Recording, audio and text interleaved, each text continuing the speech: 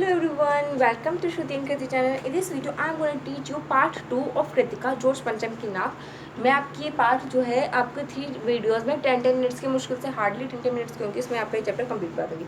जोश पंचम की नाक जो है ये हमारे कमलेश्वर जी ने लिखा है.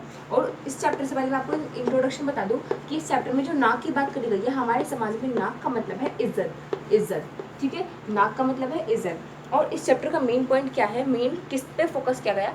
इस चैप्टर में जो हमारे सरकारी कार्यकर्ता हैं उनके ऊपर व्यंग किया गया है, उनको क्रिटिसाइज़ किया गया है.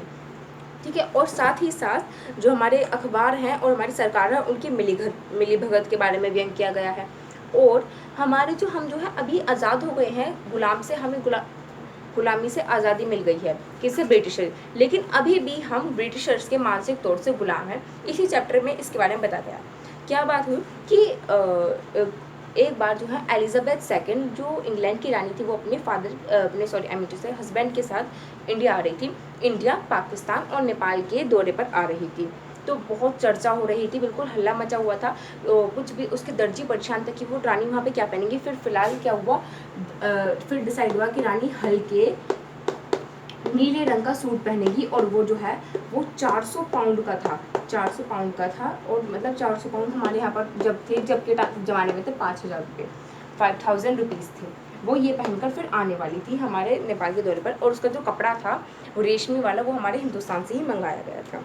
उनके यहाँ तक कि फोटोग्राफर्स की, सेक्रेटरी की, उनके कुत्तों तक की खबर जो है अखबारों में छप चुकी थी. फिर क्या हुआ, राजधानी में तहलका मचा होता. एक क्या हुआ, फिर इंडिया गेट के सामने एक जॉर्ज पंचम की मूर्ति थी.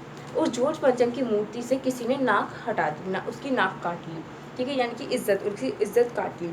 ठीक है, उनकी इज्जत हटा दी. इससे क्या हुआ, अब सारे कार्यकर्ता परेशान हो गए कि अगर वो आएंगी और ये देखेंगी तो वो कितनी नाराज़ हो जाएंगी, हम उनका किस मुँह से स्वागत करेंगे जब हमारी नाक ही नहीं रहेगी. तो फिर उन्होंने सारे कार्यकर्ताओं ने डिसाइड किया कि हम किसी मूर्तिकार को बुलाते हैं और उसकी नई नाक लगा देगा. मूर्तिकार को बुलाया गया. मूर्तिकार बेचारा पैसे से लाचार था, यानी कि वो गरीब था. तो उसने सोचा कि कैसे ना कैसे करके कुछ तो करना पड़ेगा. तो उसने कहा कि एक काम करता हूँ मैं, ये वाला जो पत्थर है इसकी कोई मेरे को बारे में जानकारी दे दो कि कहीं ना कहीं इंडिया में मिलेगा. फाइल चेक करो. सारी फाइलें चेक करी गई उस कमेटी में, लेकिन कहीं भी कुछ भी नहीं पता चला. फिर दूसरी बार डिसाइड हुआ कि चलो एक काम करते हैं, जो हमारे देश में नेताओं की मूर्ति है उसके उनकी नाक देख लेते हैं, उनकी नाक हटा के देख लेंगे. तो उन्होंने फिर जो हमारे कमेटी के लोग थे, नेताओं ने कहा कि लेकिन ध्यान से करना, होशियारी से करना, क्योंकि कभी किसी को पता चल गया तो हमारी जो देश की जनता है वो गुस्से में आ जाएगी. तो इससे क्या हुआ, उसने कहा ठीक है. वो सारे हमारे भारत में घूम लिया, लेकिन उसको जो है कहीं भी जगह नहीं मिली.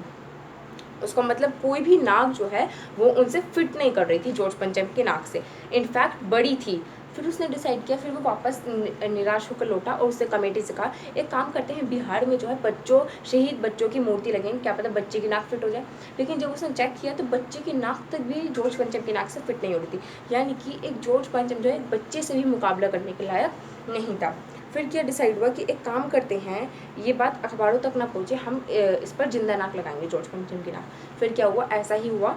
जॉर्ज पंचम की नाक पर जिंदा नाक लगा दी गई और सारे अखबारों में यह खबर छप गई कि जॉर्ज पंचम की नाक जिंदा नाक लगा दी गई है. इसमें क्या हुआ, और साथ में जो उसके आसपास तालाब थे उनको साफ़ सुथरा बना दिया गया, क्योंकि फिर वो वरना नाक हमारी सड़ जाती, गल जाती. यही था ये चैप्टर. तो और उस दिन अखबारों में सिर्फ यही बात छपी कि जॉर्ज पंचम की नाक लग गई है, और उसके अलावा वहाँ पर कुछ भी अखबार सारे खाली थे और उसमें कुछ भी नहीं छपा था. तो इसमें यही वो बताना चाहते हैं कि हम आज़ादी से, हम ब्रिटिशर से आज़ादी पाने के बाद भी हम अभी भी मानसिक तौर से उनके ऊपर गुलाम हैं. तो यही था ये chapter. Thank you for watching this video.